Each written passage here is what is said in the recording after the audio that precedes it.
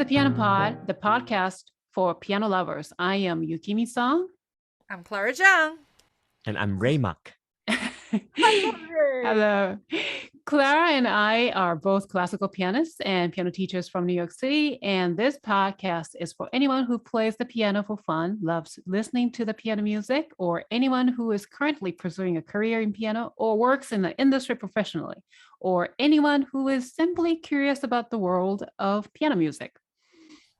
In each episode, we interview a guest speaker who has been breaking exciting new ground in the music industry. Before getting started, we want to thank all of our listeners for tuning in today. Please take a moment to rate our show or review on Apple Podcasts, because every rating review will help people find our show. That's right. Since the last episode, we have been inviting a guest co-host to assist us during the show. So Clara, since today's co-host is your former piano student at UMass Amherst, you have the honor of introducing him to the audience. That's right. I'm happy to do that. Yay. Oh my gosh. Hi, Ray. Our guest co-host of today needs no introduction to the YouTube audience and the TPP fans. He is a YouTube sensation, an ambassador of Yamaha Music in Malaysia, and one of the most prolific creators of musical covers. He shares his passion by making piano covers for his favorite songs and songs requested by his fans. Played solely by ear, he had covered a whole range of genres from pop to rock and even rap, all on the piano. And very recently, his full stage name made it to the Urban Dictionary. All right. Wow, he was also our guest speaker of the fifth episode in the previous season 1, which we live broadcasted the interview for the very first time. It is my pleasure to present my former student and dear friend, a YouTube sensation, Mr. Ray Mak. Welcome back, Ray. Thank you. It's good to be back. Thank you for being here, zooming in from Kuala Lumpur, Malaysia, as our co-host. And so the last time we spoke was through your episode, and then it was actually almost exactly a year ago, right before Thanksgiving. Last Thanksgiving. Yeah, actually today we're taping today. It's a Thanksgiving Wednesday, the pre-Thanksgiving day. Yeah. So tell us what you've been up to since then, Ray. I'll be reaching 400,000 subscribers as of today. Oh my God. On YouTube? On YouTube. Congratulations. Because remember last year I remember 300,000. Right. Wow, congratulations. Oh my gosh. That will be a dream come true one day for TPP. Oh my gosh. And tell me a little bit of the process. So for music, is usually a little bit slow because music is considered a niche. Because on YouTube nowadays, people love things like prank and movie reviews, those kind of things. So music, it really rely on the personality of the person and rely on how crazy the fans are. So recently, fortunately and unfortunately, during the pandemic, a lot more people are on YouTube. Okay, a lot more people are on YouTube. So people are starting to watch YouTube streams instead of live performances. So from there, I get to grow a lot more, and there are a lot more younger fans because my YouTube have been on YouTube for the past 15 years or more. Okay. Wow. And a lot of my audience, they have already grown. They are now grown-ups with adults, with kids, with families. Right. You remember some of my old students you came to see. Yes. With kids now, I'm like, oh my gosh. Exactly. A lot of Clara students, they are like either dating or even like with kids and stuff, you know what I mean? So, but because of the pandemic, I start to broaden the horizon. So I get to have a lot of new fans from all age group and many different countries. And because everyone is affected by the pandemic. So a lot of people are on YouTube as well. So, That's beautiful. so it kind of helped me grow a lot faster. And among all of that, you also had the second baby. Yeah. My little nephew, Yes. Pandemic baby. Wow. He is so adorable. That Both of them. little round face. Oh, he's so beautiful. They're so He's cute. now Thank you. how old is he? The yeah. About 8 The months older one. old. Mm-hmm. And Yeah. the older one is And the older one is 3 years old. So Oh Oh my turning goodness. 4 next year. Oh, what a Time cute just age. flies. Yeah. Wow. Yeah. So, as I was watching again some of your video clips, and others posted by your fans, tagging your name, and see how excited your fans get when you respond to their comments and Yeah. etc., and reminded me what musicians ought to be, right? And through Yes. music, you're engaging with your audience, you're connecting to people with through music, and people love you and you love them back. Even you love them when they hate you. they Exactly. they leave a really negative comment. So that's quite Yes. incredible. Well, that's why we want to invite you back, and this time as a co-host. And because in Yay. so many ways, you and our guest of the episode have so much in common, Mhm. how you both engage with your audience through music by using digital platforms and social media very That's right. positively. Ray, please help us ask some fun questions today during the interview with our guest, Black Bok.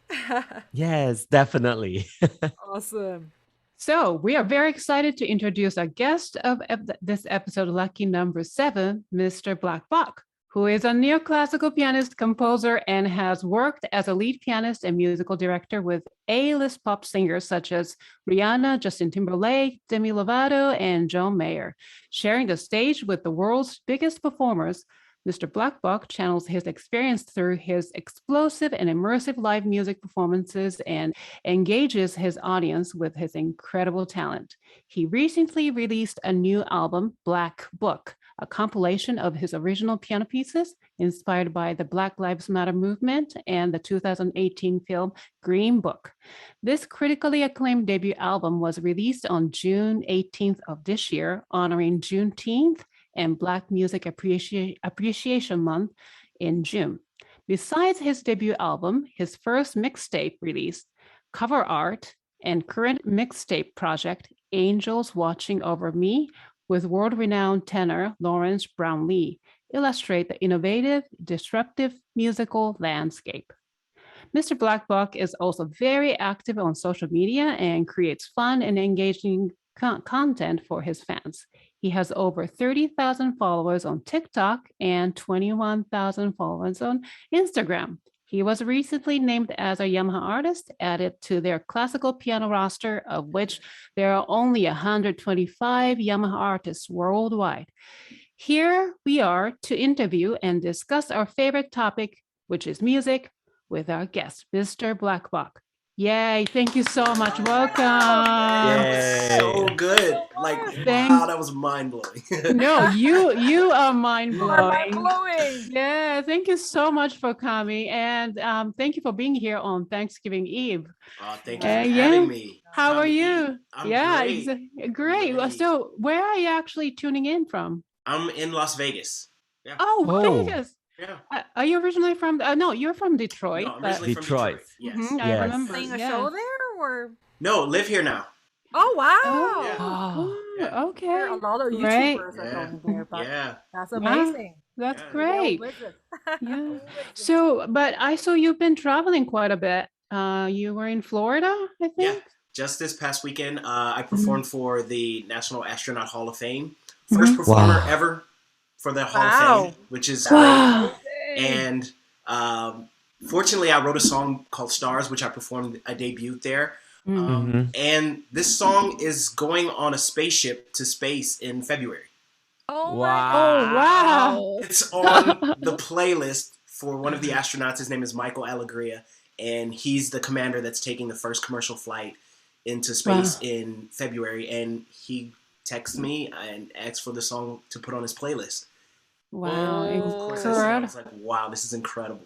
Your song is going to space. Space. Bach had one Goldberg variation, I believe. Oh my Went up god. with Glenn Gould's version back in the days. NASA, when NASA first was going to do this. Wow, now another Bach is going Yes. up to space. Yes. You see, I always say there's some connection between Bach and space. Wow. Yes. That's Congratulations. congratulations. Congratulations. Indeed, Thank you. indeed. So you spoke, you just said you're from, you're tuning in from Las Vegas. Actually, the way I found you was through Las Vegas origin, Artist. Alexandria Lee. Yes. She was our guest a couple episodes ago, and Mhm. she was an excellent guest. And She's she is also, she's also an Yamaha artist, right? Yes. That's Yes. And right. then she's like toward the end of the interview, she's like, you guys, you should check him out. And like, we're like, who? And his name is BLKBOK, BLKBOK. I was like, okay. So I looked you up, and first thing I saw was on your Instagram post, and it was the song by Cardi B, Up. Yeah. Yeah, from your mixtape. Yeah. Come on. Yeah. Wow. You know what? Honestly, I was like so blown away because I've been telling my students, hey, you guys, if you want to play Bach, sure. If you want to play, Justin Timberlake, sure. But you cannot play hip hop on the piano. I was wrong. I was wrong. I am so sorry. Yeah, but it was just a mixture of this classical style of arpeggios and everything, and with that beat, my mind was so blown away. So, yeah, it was a very fun arrangement. Anyway, so yeah, I just want to ask you. So, where does your stage name BLKBOK come from? Yeah. Well, the second half of it is something that my dad used to say, and he always says everything will be okay, but you got to be okay with everything. Mm-hmm. So half of it, the name is the acronym for a saying that be okay. Everything will be okay. No matter what happens, everything will be okay. I love that. And then the connection to Johann Sebastian, and like it all kind of just made sense. Right. Yeah. Such a perfect name for you. And also, as we were like reading your bios and articles, we noticed that you mentioned yourself neoclassical pianist. Mm-hmm. So can you tell us what neoclassical pianist is? Mm-hmm. Okay. So the neo part can be anything. Yeah. So when I started to write, and one of the things that I've never taken composition classes. I studied piano only from age 4 to 16 with only. Yeah, I didn't go to conservatory. I didn't study beyond high school. That's quite long. Yeah, so students, Yeah, exactly. So I got a great foundation, this classical foundation, and then it kind of skewed into these other things. Like around age 16 or 17, I started playing a lot of jazz. And then in the college, I started playing a little bit more jazz. And then, pop tours and all these other things. And I was always a hip hop kid, and I was a producer, and I love making beats. So it's kind of like the neo part is the bucket where you dump everything else in the genre. All the other genres go in this bucket, but it kind of sits on this base of classical music. Classical. Yeah. Wow. That's a very beautiful explanation. Because I was wondering, neoclassical, could it mean new? Yeah, because neo can mean like a lot of things. So neoclassical, I was like, is it new classical? But your explanation makes it like even more colorful. I was like, wow. Yeah, it's a lot of things. It's just the blending of genres. I think that's one of the things that's really important as we keep moving on as musicians, is that these lines we kind of blend these lines up. It's so creative to kind of see what someone else is doing and say, oh, let me grab a piece of that, or It is. Yeah, it's super incredible. Like, it's so inspiring to kind of blend the genres that way. And since we're talking about this neoclassical, sorry, Kimmy, but it's okay. I'm just curious, what kind of pieces were you working on when you were a child? You said 4 to 16, which only. I played the Bach conventions. I played. Beethoven. I think the last piece I studied was Beethoven Sonata Pathétique. I played a lot of Debussy. Wow, you had a good teacher. Yeah. Wow, you were really children's corner. Yeah. Well, my teacher, and this is this is one of the things you guys would understand, but a lot of other people don't understand. Sure. His name was Thomas Schwartz, and he was married to a lady named Eleanor Lipkin. Now, Eleanor Lipkin was the sister of Seymour Lipkin from the Curtis Institute. So all of this, it's kind of this overarching, like these Connected. amazing, great pianists were kind of connected in a way. Of course. So, and Mr. Schwartz could have totally been, I mean, world renowned. I mean, he was so incredible, but he just had a little bit more. His focus was my sister, who's a year older than me, is also a pianist. Oh, But, wow. Yeah, actually, she's a physicist, but that's something else. Wow. But he had a major investment on his students, and that's where his energies went, as opposed to just being the main guy.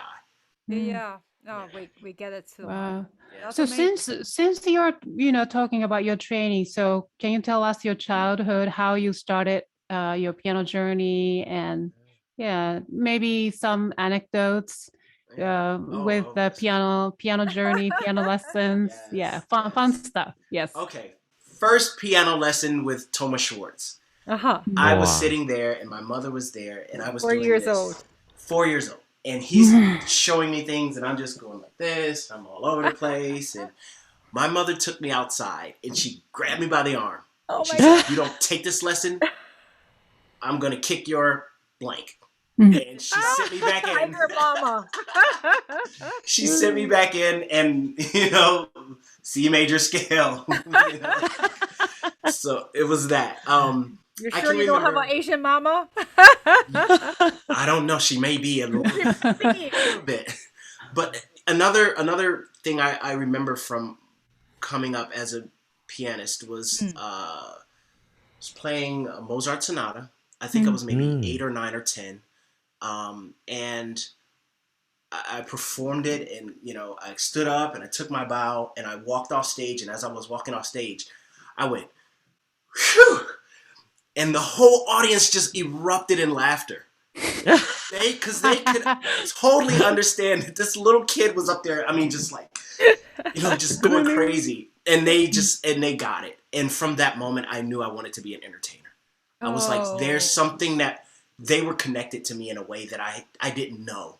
That's And amazing. that was the first time I felt an audience actually like link in to Mm. what I was doing or what I was performing.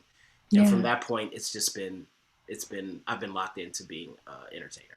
That's so Oh. amazing. That's so beautiful. Exactly. I actually had a question later on, but you already answered it. I was going to ask, at what age did you just had that moment? You're just Yeah. like, that's it, Yeah. That's it. That's beautiful. There's another moment that we can go address that. There's another moment where I decided I wanted to tour. It's kind of crazy. This is a really crazy story. So I was about maybe 15, and my jazz instructor, his name was Teddy Harris, and he was the musical director for Martha and the Vandellas for the Motown era. And it was the first tour or first time I'd ever been out of town with an artist was with Martha and the Vandellas. I was 15 years old. We went to Boston. And in that same, and this is pretty crazy. I'm going to say this, but I'm going to caution. This is a little touchy. So in that trip, I had been offered sex. I had been offered drugs. And then 2 of the band members got into a crazy fight. And then Martha pulled me in the room. She said, "Baby, I'm so sorry you had to see that, but here's your money." And she gave me an envelope of money. And I was like, "Oh my God, I want to do this for the rest of my life. Like, this is so cool. This is so cool." I was in. That was just like my first experience was the crazy experience. So from then I was like, this is the life. This is it. It was like a pirate's life for me. It was just like, I'm in. Wow. Very Yeah. different. Yeah. Very different story. Yeah. I kind of want to know what's like to work with A-listers. I mean, come on. Rihanna, Timberlake. I mean, Justin Timberlake. I love Justin Timberlake. And who else? John Mayer. So what was it like? Oh, I'll start with Justin. A most amazing performer I've had the pleasure of sharing the stage with. He is the ultimate entertainer. Like, not to mention he has the ears of a hawk. Like, he hears and sees and notices everything. He's all about small details, and that's what makes his shows and his performances what they are. I can remember the first time we met, I sat down and played Chopin for him. And Wow. he sat there and he listened. And then when I was done, he said, "And how old are you?" I was like, "Dude, I'm 21. He's like, "Dude, you play like you're 50. And he walked away. And that was our first interaction. And from that point, we were just like locked in. Like Wow. he knew that I understood what he was trying to accomplish. And I was there to give my best performance. I always say part of the reason why I've had the resume I have is because when I go on stage, people understand and they know and they can trust that I am there 150%. And there have been days when he wasn't having a great day. And it was kind of like, you know, I give him that, let's go, you know, like that, let's go, bro, let's do it, let's go. And it would give him just that energy and that boost to continue on. Wow. Same with Rihanna. There's a video on YouTube. It's kind of hidden in the depths of YouTube, but where we perform the song "Love the Way You Lie," and I get on the piano, and then the piano goes up like 50 feet in the air, and then it spins with "She and I" on it. And she sits on the piano top, and right in one of the breaks, I always like to the beat. I always hit the piano, boom, boom, and it would just get her like, you know, she would just go into like Super Saiyan mode or something. She would just get completely hyped. And that was one of the things that I can say about my career is that I understood my job. I knew I was there to support their vision. Right. And even with John Mayer, a lot of times we talked about, you know, where you place yourself within a band setting. My thing for him was always to create the perfect ground and foundation. Because he's such a player. All you have to do is give him something to stand on, and then he just dances around on it. So the idea was just to give it just enough to make him feel like the foundation was sturdy. And it's just been a lot of that, just really, really understanding how to support each artist. Demi Lavato was a little bit different. I did a tour. The last tour I did was called Michael Jackson Immortal with Cirque du Soleil. Oh, and okay. That tour was absolutely life-changing. It was after Michael passed away, but this was the tour he was designing before he passed away. And 4 of the musicians in the band were his musicians from past tours. And every day the multi-tracks were the multi-tracks from his studio recordings. Wow. So it was almost like being in pop music 101. Like I went through pop music college. With Michael Jackson. Like every day I was saying, turn Michael up. He's doing something I didn't hear yesterday. Golly, every day was a new thing I would hear exactly why he is the great musician that he is. He's the greatest. I'm sorry to say. Yes.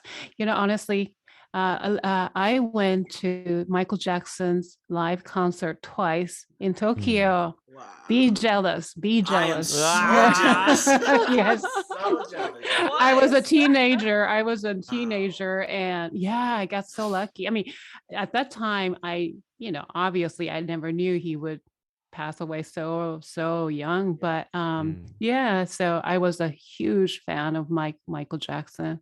I knew every single song, and I used to have this cassette tape with the Sony Walkman. And it's just a sensational. He was a sensational figure for me. Well, I'm curious, sometimes when I think about, so for me, I grew up in China, so originally, and I was not really conservatory trained in the very beginning. You know how in China, everybody, the long generation, right? So everybody start training at 2 years old. And I was told not to be a musician. And so I was just kind of play around and then somehow got into the conservatory when I was 11. And I remember this kid who was, I think he's a, violinist in Berlin now, but he was so into Michael Jackson. He was like always dancing on stage. And then actually that really inspired me to get really better with rhythm. So, but this pop music or hip hop, these are all very new to me. And then I moved to Kansas when I was 17. And I remember some of my friends were like, oh, you got to listen to these. I was like, no, I only listen to Bach. Maybe once in a while I'll listen to some Chopin, but mostly just so. But for you, but now, especially this time doing the interview with you, I was so curious, and then my students were like so excited for me, so I was like looking up, and your videos, you are really a how do I word it? Sure, coming from a classical musician, sometimes we do have a little bit of stereotype, right? Like we do think of classical music of being more serious and other genres, like even jazz. Yes. Did I even think? But for your music, I was so attracted to your playing. And I was showing to my students, like you can just tell you have such solid foundation. You're not faking anything. Ray too. Ray, when I say he was my student, but really he had already played really well, and he just didn't learn to read. So, but I can only play by ear. Right, he played everything by ear. Yeah. And then when I was teaching all these like piano minor student, he was like, "Clara, can I go be into your class?" And he was such a good student. He was like always get the homework done. I was like, this is not like, this is not a joking around kid. Right. So I really see the two of you had some connection. Like, but how was it for you? Like the transition when you were trying, all of a sudden you're going from classical to jazz, and then now you're playing with Timberlake. Like how was it like? The transitions were not easy, I'm sure. especially the first one.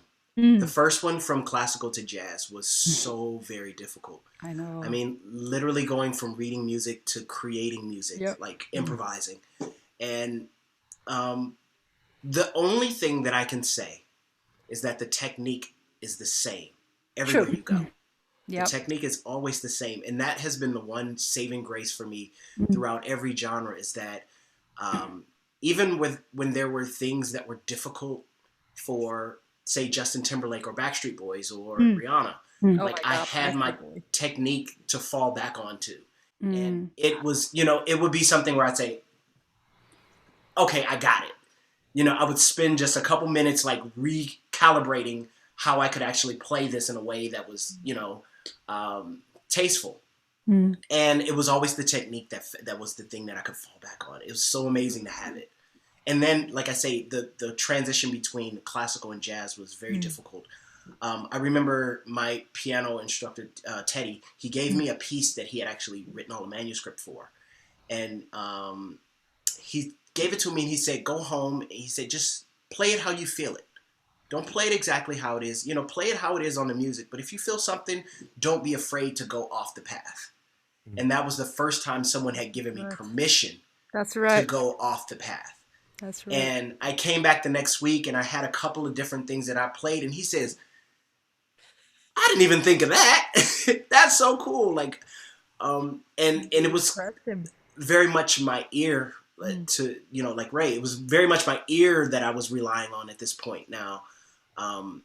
And it's just been, from that point, it just became, let me see how I can express myself without the music. Let me take a piece of the music and then learn to express myself using that. Wow. So a lot of things I would take would be like excerpts from different pieces, like an excerpt from, like I said, Debussy. I would take an excerpt and I'd be like, okay, this is pretty cool. How can I make this different? So that was kind of the first, like I said, departure from classical music into what has now grown into this bucket of everything on top of the neo-classical. Neo-classical, Yeah. So I'm curious. I'm saying the students that hopefully a lot of them will be listening, always practice the scales, right? That was also one thing Alexandria was saying. Always practice your scales. You will always fall back on the technique. It's funny because I have to reach out to her after the holiday and say, Alexandria, can you get me back on scales? Because I have been on scales, but I want more. Like I still want. She's such an accomplished pianist. Like it would be advantageous for me to sit down and have some time with her and say, teach me something. And that's one of the things that I've always been is hungry for knowledge. Like I'm always like, teach me something. Yeah. Yeah. We should do a scale challenge. Oh. Not me. I'm Not good. me, I'm I'm good. But it's funny. I'm actually learning to do jazz right now, and I thought, I am an advanced. I play in the classical concert. So jazz, it's just a few bunch of chords I have to learn. But boy, was I wrong. It's a Oh, completely different language. yes, absolutely. The way you think Yeah, is so different. The way you think of music yeah. is completely different. Forget about all the traditions that you learned, except for the technique, as you Except for the mentioned. technique, Yeah. yeah, Wow. yeah. So All the, I'm struggling. I'm yes. really, yeah. It's funny because it's like Good. all the traditions. It's like these are the rules, and then when you get Right. to jazz, it's like Mhm. break all the rules. Right. Yeah. A lot Exactly. of parallels that you Yeah, hear. It's like that was no in classical, right. but that's totally okay. And that blew my mind. And Yeah. even the inversions, they don't call it inversions, they did something else. And Yeah, yeah, it's the all mathematic. And then you have to Voicings think in to be numbers. yeah. Yeah, you have to think in numbers. So Yes. yeah, Mm. yeah. actually Jim Riddle, your teacher, Kimi, my friend, he did the all Bach recital, and it was in this classical Wow. concert. Yet he's jazz musician, he's a jazz pianist, very well known in New York area. And I was like so blown away. I was like, oh Yeah. my God, Right. But I think, nowadays more and more people want to have this, I don't know, interdisciplinary or like mix of, okay, my, background is classical, but actually I love hip hop, or my background is this country, or this is my identity. And now Mm. more than ever, I feel like just things are kind of coming together, or you can just pick. I have this background, but I love this sound because that really speaks to me. And that's becoming like a normal or more like a popular. And I think it's awesome, right? Yes. really cool. Hmm. What about The you, Yeah. world is Ray? Do you blending. play any Bach, Ray? No. The teacher talking. Because you see when it comes to ears, it's very difficult to pick up things from like classical. Yeah, Too it many like voices. is difficult. It's really difficult. But Even I to pick up remember like you the used to pick up things from Mozart, right? yeah, even the easiest Mozart, it will take me like many like weeks to pick up what are the notes that are in it. So it's not easy. So I really envy you guys who have like a very strong classical foundation, especially Bach, because you are able to bring your classical foundation into all the different genres like hip hop and other things. And when we are listening to your music, we can still feel the classical in it. You know what I mean? Yep. Yeah, that is the thing that makes your music very different from like if you are a true hip hop pianist or a true classical pianist, because you're able to combine the two. So it's kind of like you are having fish and chips and a side dish of lobsters. Oh, I thought You you know were what I gonna mean? say It's like, kimchi. sign me up. so, Sign me so up. it's it's very rich, you know what I mean? Yeah. Yeah. Well, one of the things that a lot of people don't know, and this is probably the first time I would ever say this in an interview, because I trust you guys. Exactly. You're part of the family. Yay. Yay. I also am slightly dyslexic, so reading music was always very difficult for me, and still is. Even reading books was difficult for me. So even now, some people can put a piece up. Like my piano teacher in Shorts could put up anything, and then he would just read it. And I'm like, how do you do that? But for me, it's a very slow process. It's a very one measure, of course, one measure at a time, one hand at a time. But still, it's very like the process it hasn't been easy.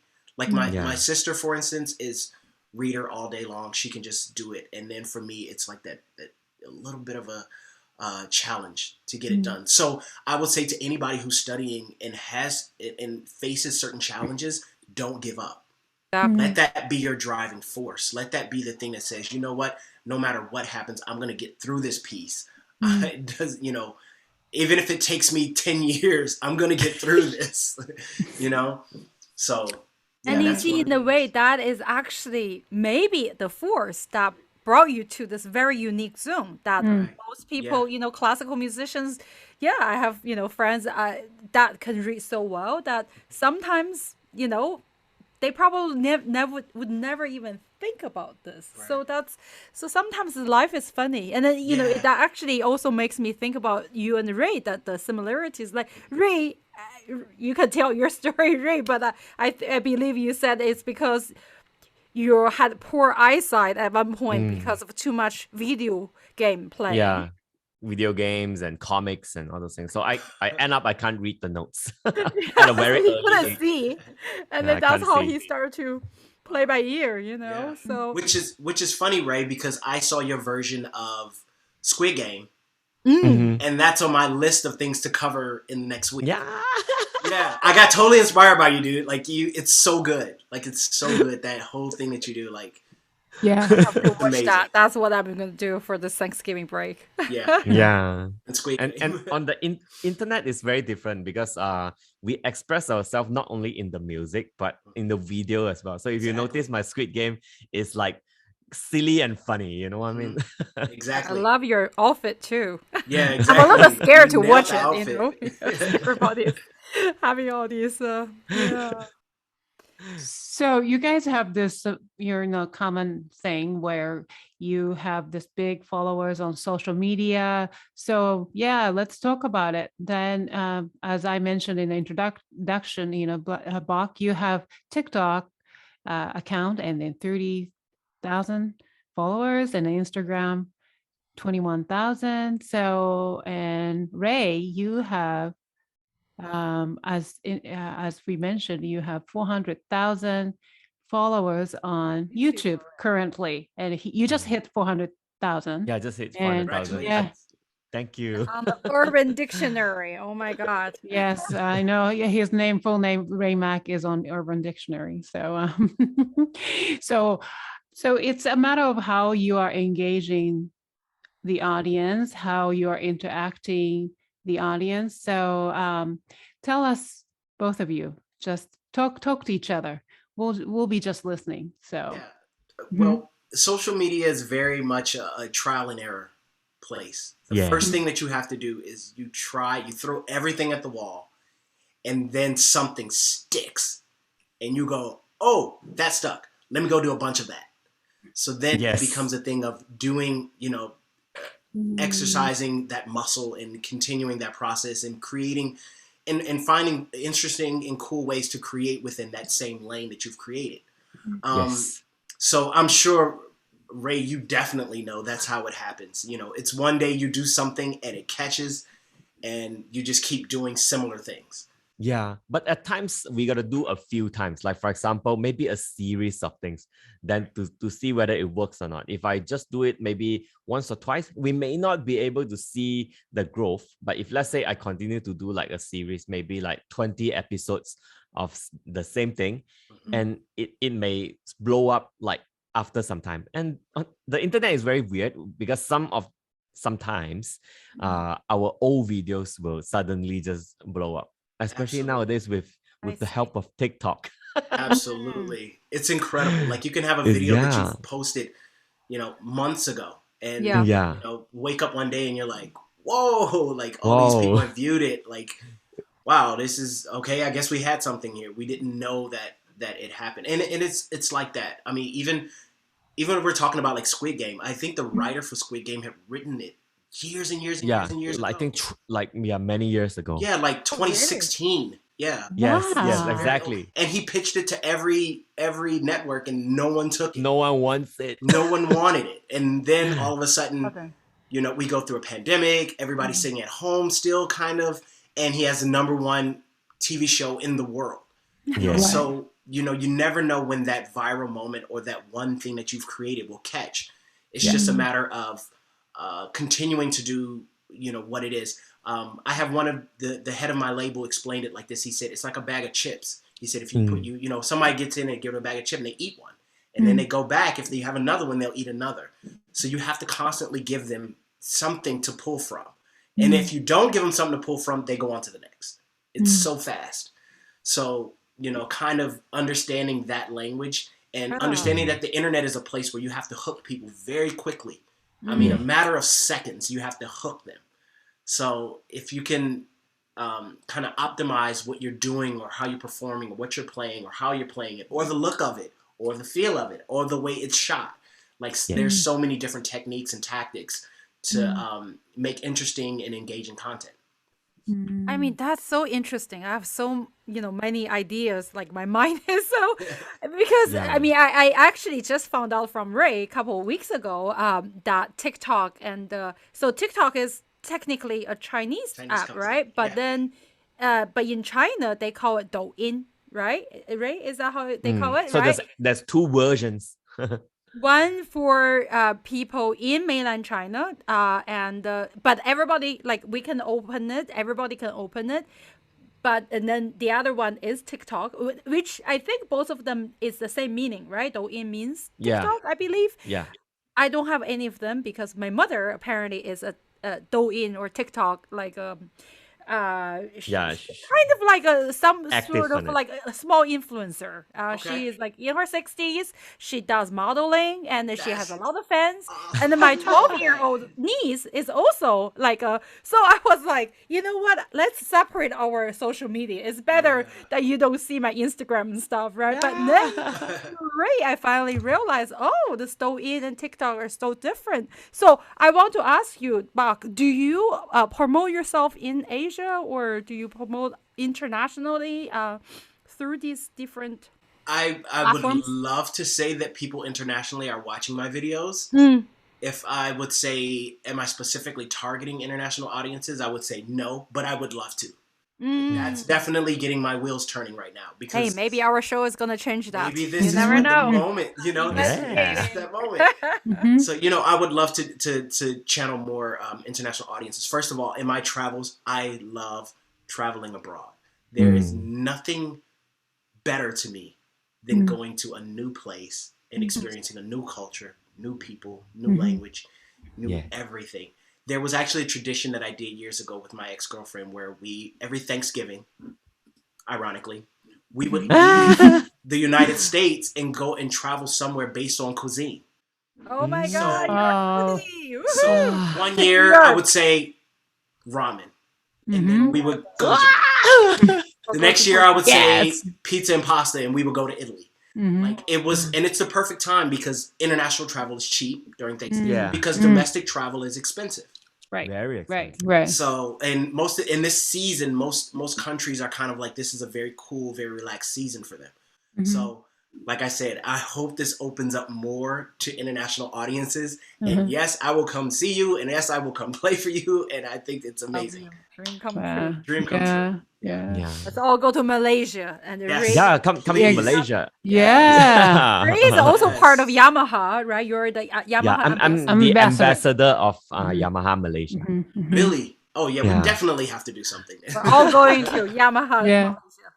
Yeah. That's great. Wow. So, speaking of TikTok, I saw one very funny TikTok post that you made.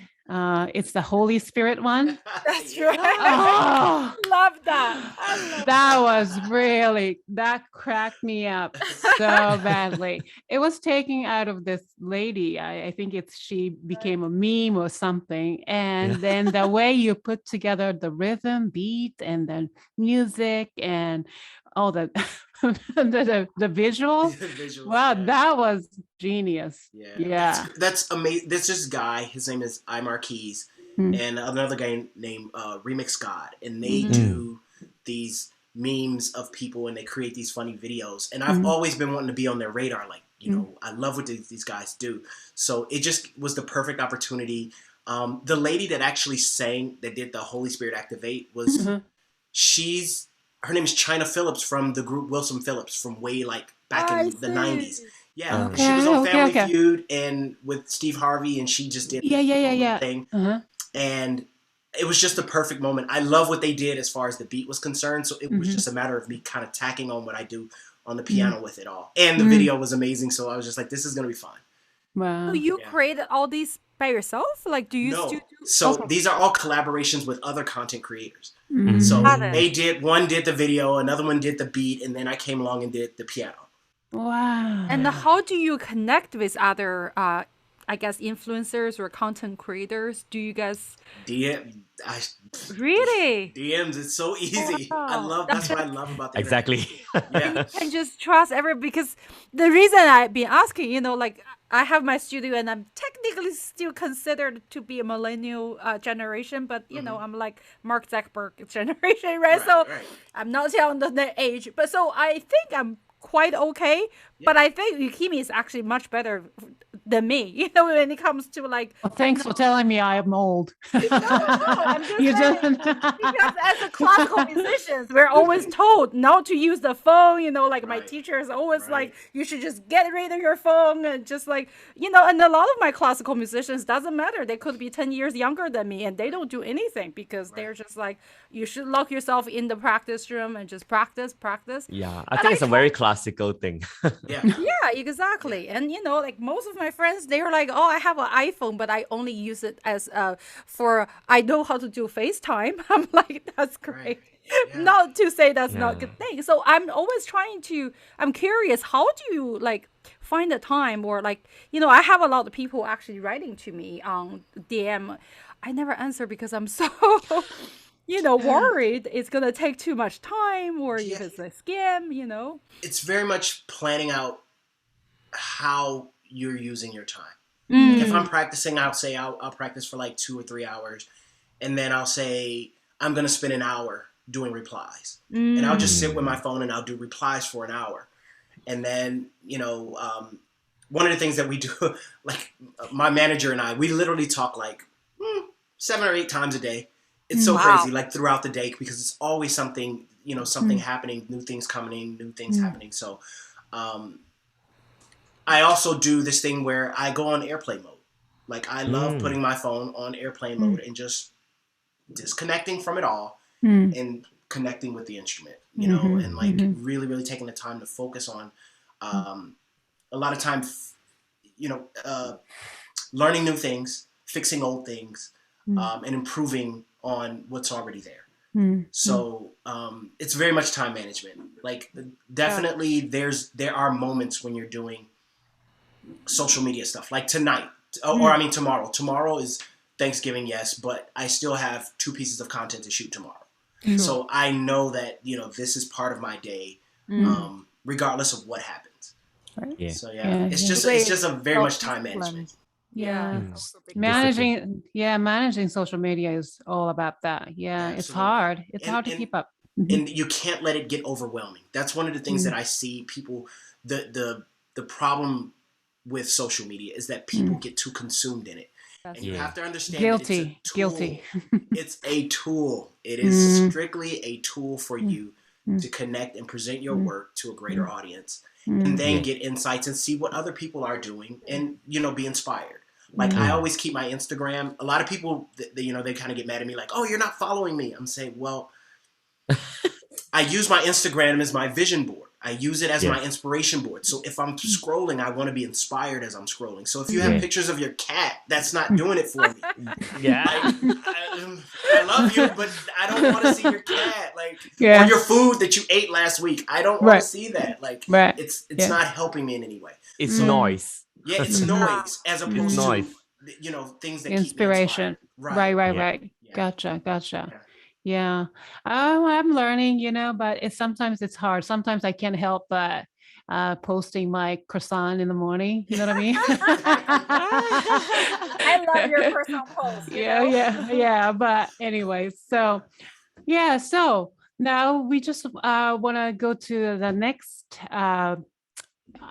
topic, which is obviously we're all going through this difficult pandemic right now. And as a live performer, you performed with all the singers, and I'm sure it affected so much, right? So can you tell us about that? Maybe during that time you had some, I don't know, we all had some wake up call, and also new project. But I mean, this is the reason we started this podcasting. So can you tell us a little bit about which is so inspiring, and part of I did the same thing. Right before the pandemic hit, my publisher at the time gave me a call, and he says, Charlie, you should do a solo piano album. And I literally said on the phone, Billy, what in the blank does that mean? And he said, he gave me a bunch of things, and he said, you'll figure it out. And he hung up the phone. So a couple of days later, he sent me a post from this marketing guru, this guy's named Seth Godin, who is absolutely incredible. He's such an educator. He's amazing. And he had this program called the Creatives Workshop. And I'm reading one of his books right now. Yeah, which one? Everything. What is it? You keep me. I sent it to you just the other day. The marketing book. The marketing this is book. marketing. I read the Purple Cow in the past. Yes. And then now I'm Seth reading. Godin. Yeah, exactly. So he has the Creatives Workshop, and we decided that will be a great thing for me. Now in the Creatives Workshop, what you do is 100 days, is a 100-day commitment to whatever it is your creative field is, or your creative voice is. It's so you can discover your creative voice and create a working creative practice. So 100 days, you load what you do every day into the program. So there's accountability as well. This was the first time I had decided to write any music like Black Book. Like I had never written classical music before or neoclassical music before. It was totally an experiment. But every day I wrote little pieces, little fragments every day, and I would post them up. And then some days they would come together, and I'm like, after about the first 11 days, I had one piece, which is called Michelle's First Day at the White House. It's on the Black Book album. Oh, I love that piece, by the way. I had never written anything like that before. It was strange. And the next day, people gave me real-time feedback on what I was doing. I'd never written in front of an audience. We go in the practice room and we close the door, and then we do all we do. And then we open the door and we go out and get on stage and we play.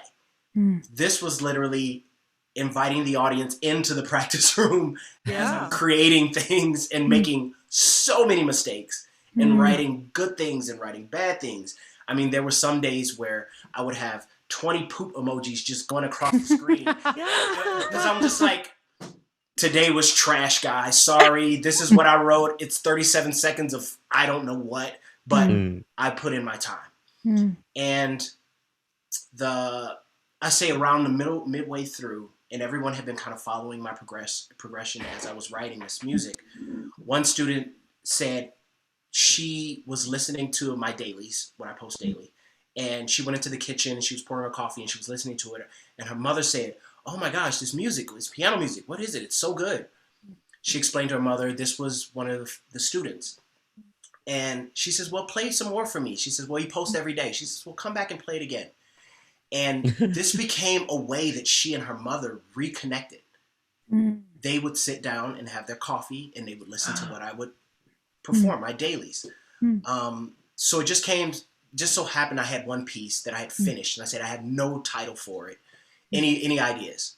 And she says, yeah, it sounds like an ocean. She says, and then my mom from the other room screamed, he should name it after me. So I said, what's your mother's name? She said, Amalia. I said, Amalia's Ocean. Oh, wow. It was the first time that I had felt that something that I was doing was connecting people in a very authentic way. And that being the story, I immediately understood what it meant to be accountable to an audience, what it meant to be a performer, what it meant to be, what I was really doing. I really got the sense of what I was doing, which is I'm here to connect and inspire people. And that's my only job. I have to continue doing this. So 121 days, all during the pandemic, during lockdown, and Black Book was completed. And I didn't know what it was going to turn into. I had no idea what it was going to turn into. Wow. Some months later, management agreement happened. Some months later, I'll never forget, it was on a Friday, and Billy Mann called me. He said, hey, we have a label called Icons and Giants, which is a joint venture with Warner Music, and they want to sign Black Bob first. And I said, are you saying you're offering me a record deal? He said, yes, I'm offering you a record deal. And I'll never forget that moment. I mean, I fell to my knees and started crying. I couldn't believe it was happening. when you were sharing how this mother and daughter, they were having their conversation, and then you just kind of got, it's almost like you're serving the humankind. It is. You know, and now your music is going to Mars or wherever. Yeah. Exactly. Go in space. God. Yeah. Mm-hmm. One of the things that you learn in the workshop is that art is an act of service. Art is an act of generosity. Like this is what we do is for other people. It's not for us. It's to give. And So that's- Exactly. Yeah, it's a mission, right? It's a I mission, think yeah. our previous guest mentioned Ming Kwan. She is a Steinway artist, and she mentioned that it's a mission. It's not really, up until a certain point, it's about your ego, right? Yeah. And you really want to show off, but then you hit the wall. What am I doing? right. Why do I practice hours and hours for what?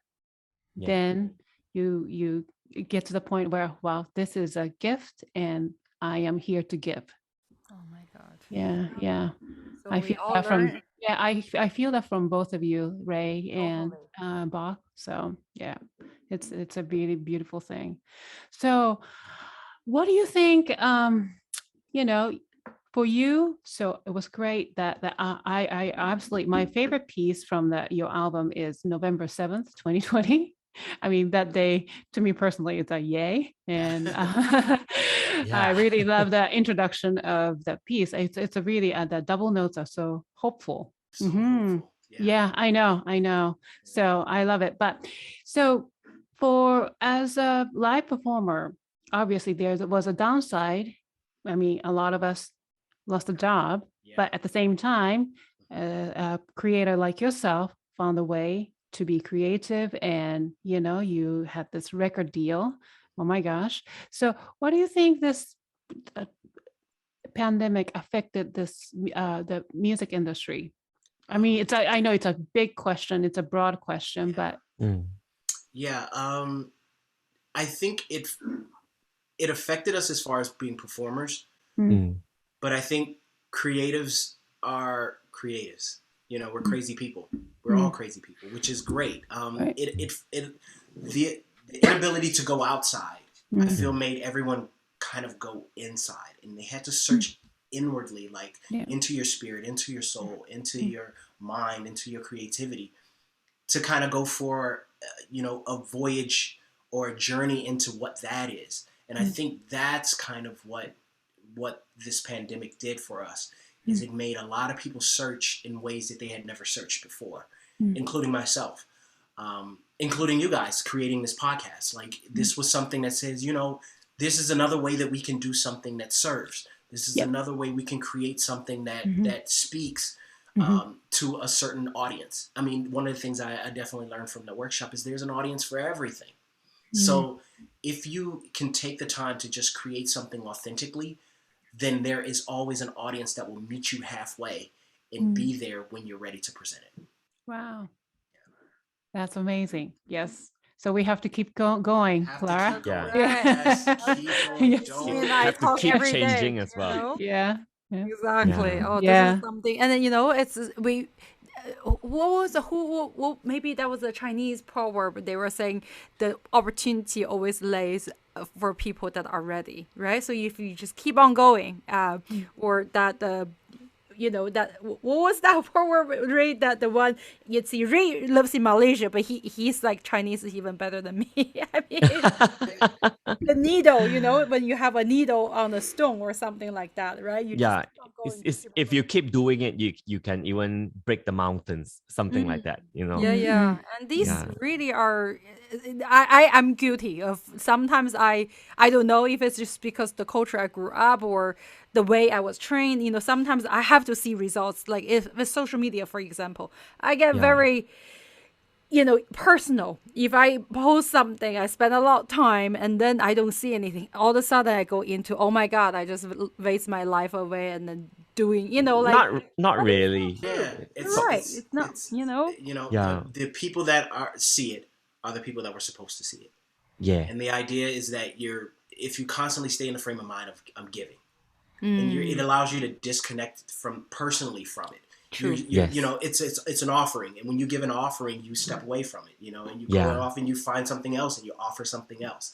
So if you're constantly staying in the mind of this is service, This Yeah. is service. I always, even before I step on the stage, I remind myself, this is service.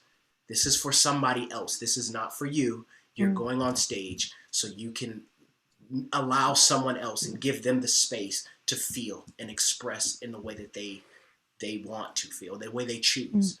And that's the beautiful thing. My number one goal always is to make people cry. I just want people to cry. And then every time, when I do a show and someone says, yeah, I took my mother to your show and she was weeping tears of joy, I'm going, yes, nailed it. Exactly. There it is. Mission accomplished. I got it. Yeah. Yeah. It's not always that we have to play to a stage full of people, like a full audience. You know what I mean? Right. Sometimes even one person that appreciate us, that is very beautiful already. And even if there's no one, for me, it's also a service to myself. Right. So sometimes when I make music and put it up on YouTube, I put it up for myself so that in future, 10 years down the road, I can listen to my songs. And sometimes when I can't sleep, I can listen to my own songs to sleep. You know what I mean? That's great. So I don't worry too much about the numbers. Right. The number will grow The eventually. number will do, Yeah. it's just a number. Yeah, it's just a number. Yeah. I think in the future, I really have to change the script and say Ray was my teacher, Yeah, Because exactly. really from the first The day. student is now the teacher. Right. Well, he's only a year younger, but we won't discover our age. But but he was always so respectful. But then this is something he always told me. I think that's the thing with the classical musicians, right? Like we were told, okay, if you don't do it perfectly, you shouldn't do it. I remember Yeah. the first video he recorded on this piano, like he was like visiting my apartment that had only a bed and the piano. That was it. And he was like, let me record it and like let me, put up on YouTube. And he was like, you should do it too. I was like, no, my bog is not perfect yet. I need to practice another 20 hours on it, Yeah. Not true. Finally, I'm changing my mind. So. Yes, don't Yeah. search for perfection. Oh, Yeah. that stuff is never, you'll never. Whew. You I will know. never take the first step.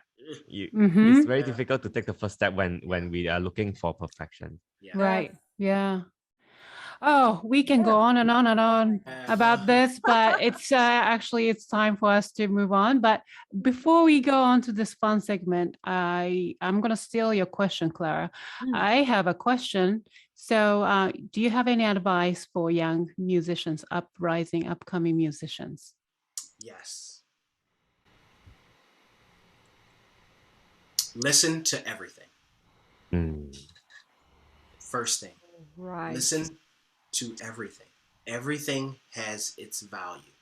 Everything. I always say I listen from Bach to Trippie Redd. And everything in between. Like, it doesn't matter what it is. There's always some musical value in everything. You just have to find. Maybe it could be one note or one phrase or one line or one beat or one rhythm or that hi-hat. I love the way that hi-hat sounds. There's always validity in music across the board of any genre. Like I was just telling Lawrence Brownlee yesterday, I listened to Chris Stapleton, but I also listen to Luke Combs. Oh, I love him. I listen to, I've been so into Luke Combs in the past, couple months, like, dang, this guy's really good. And, my friends look at me, they're going, you listen to country music? I'm like, I listen to everything. There's nothing that's not on the menu. So that would be my first thing is listen to everything. There's something that you can grasp from every genre of music. Yeah. Great. Thank you. All right. So kids, are you guys ready to have fun before we go? All right. So the next segment is called the rapid fire questions. Now, this segment was created actually, we interviewed Ray Mak last year, and around Thanksgiving time, we didn't have this segment. So what we want, year ago. I know, right? A year ago. So this time I want Ray and Bok to answer those really fun short questions. All right. So Clara, I love your energy. You take over. All right. So make sure short, right? Even though it's really Got hard. this, Ray. Yeah. We got this. This is totally the logo in your shirt.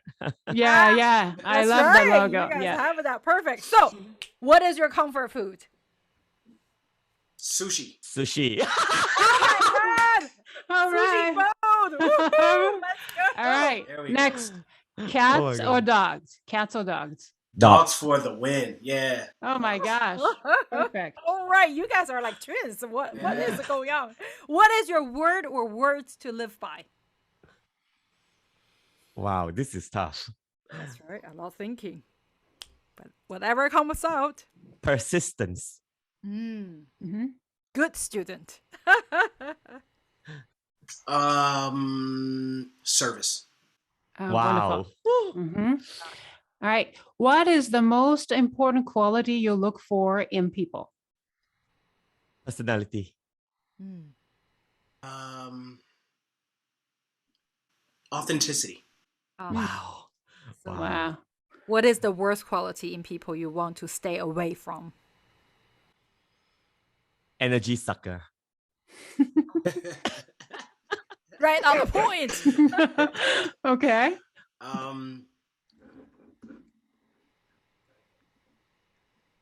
People who lack self-love. Oh, wow. Lack self-love. Yes. Okay. All right. Next one. Name 3 people who inspire you, living or dead. You fire. You first. Great. Go ahead. Okay, I started YouTube because of this guy called David Sides. He was the first one who played piano on YouTube. So when I saw him, I'm like, oh, I want to do the same thing too. So I became the first 10 people on YouTube who plays the piano. So it was very early, back in 2006. Wow. Yeah. You're So like that 2 years old. yeah, Right. that was like the one of the person, and of course the other YouTubers as well, like Mr. Beast and there's another guy called Timothy De La Ghetto, which is one of the OG YouTubers. So so these are the people that inspired me to start. So without the starting, it will be a bit difficult. That's right. Right. Starting is Good always answer. hard. Yeah. Bach. I would say first my music teacher, Mr. Schwartz. Oh wow. Woohoo. I would say the head of my label, Billy Mann. Very, very, very much an inspiration to me. And then I would say Andre Watts. My favorite, one of my favorite pianists. Oh, he's wonderful. Great. Wonderful. So it's my turn or your turn, Clara? It's which historic figure do you want to hang out with at the bar if he or she were alive? Bob Marley. All right. Yeah, the party. Bob Marley. Right? Right? I don't know, because I don't really hang out Your with teacher.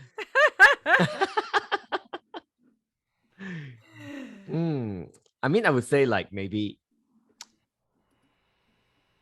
the Ray Charles. All right. Yeah, that sounds because great.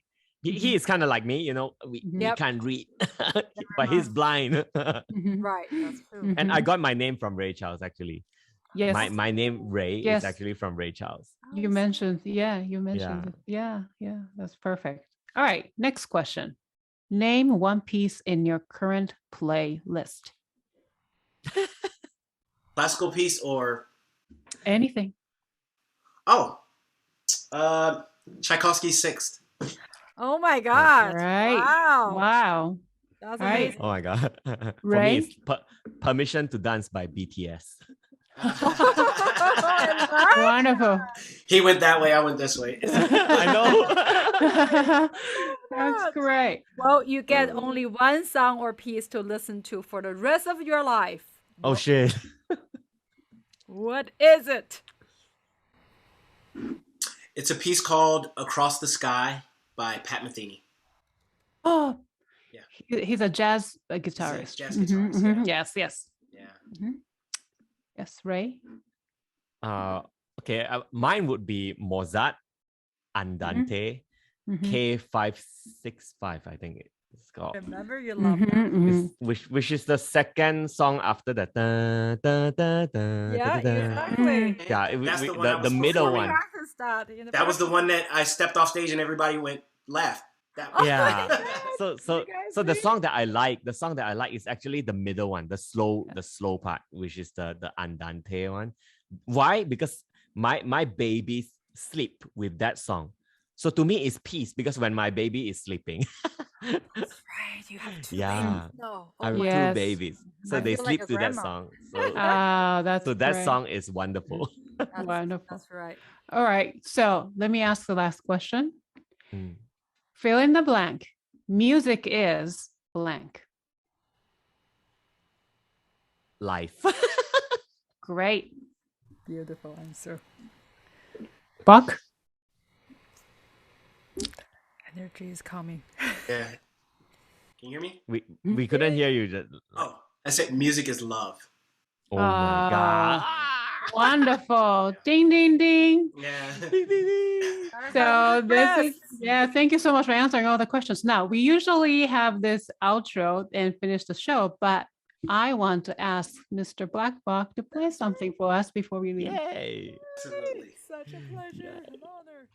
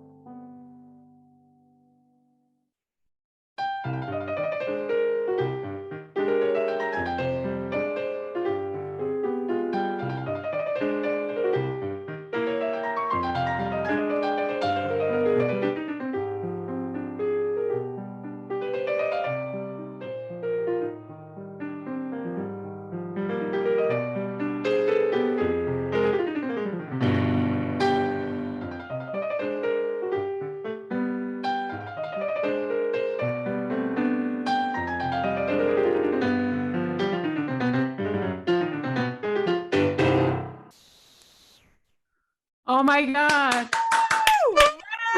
Oh, Bravo, bravo, bravo. I would still call you a classical pianist. Oh my gosh.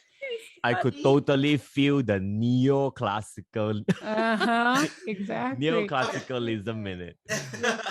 Is that the cookie waltz or No, that's the hustle is real. Hustle's Real? Hustle's Okay, it's Real. from your From the Black latest Book. album, Yes, Black from Book. Black Book. Yes. All right, and then the Black Book is available on Spotify It's on and all streaming all the platforms. Mr. Everything. Okay. Yes. Wonderful, amazing, and thank you so much for Thank joining you us so today, and much. thank you, Ray, for being with us today as well. Yeah. So, Beautiful. unfortunately, good time always comes to an end. I know, and that was so good. I know that was a beautiful performance. Thank you, and then what an incredible interview. Thank you so much. So this concludes this episode of the Piano Pod. Thank you, BOK, for joining us today and sharing your stories, insights, and expertise. You can find more information on BLKBOK.com and be sure to follow his Instagram, TikTok at BLKBOK. Okay. Yes. And please don't forget to check out his album, Black Book and Mixtape, Cover Art, and Angels Watching Over Me on Spotify. And thank you, Ray Mak, for showing up to be the guest co-host from Kuala Lumpur today. And please check out Ray's performance on his YouTube channel and other social media platforms. Thank you to our wonderful audience and the fans for tuning in today. If you enjoyed today's episode, please rate and review on whatever podcasting platform you use. If you're watching us on YouTube, remember to hit the thumbs up button and be sure to subscribe to our channel. You can always find us on Facebook, Twitter, Instagram, and LinkedIn. The links are in the description below. If you have any feedback for us, please leave it in the comments or DM us via social media, or you can also email us at thepianopodnyc@gmail.com. We will see you for the next episode of The Piano Pod. Bye, everyone. And thank you so much, BOK. Thank you, Ray. Thank you. Thank you.